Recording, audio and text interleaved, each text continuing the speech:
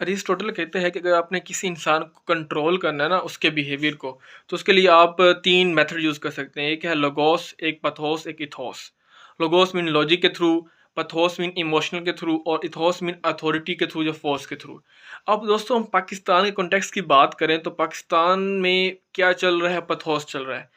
लोगों को कंट्रोल किया जा रहा है by the use of emotions. Emotions के थ्रू ऐसी बातें की जाती हैं जिससे उनके इमोशंस को अपील किया जा सके, उसके उनके इमोशंस को प्रोवोक किया जा सके, ताकि इमोशनली उनसे सिंपैथी ली जा सके। जिसकी वजह से आप देखें, अगर आप उसको ऑब्जर्व करें, रिलेट करें अपनी लाइफ से, तो आपको पता नहीं आप क्या कर रहे हैं। कोई भी चीज़ जो लॉजिकली जो दिमाग को समझ आने वाली बात है उसका कोई बात ही नहीं है ना।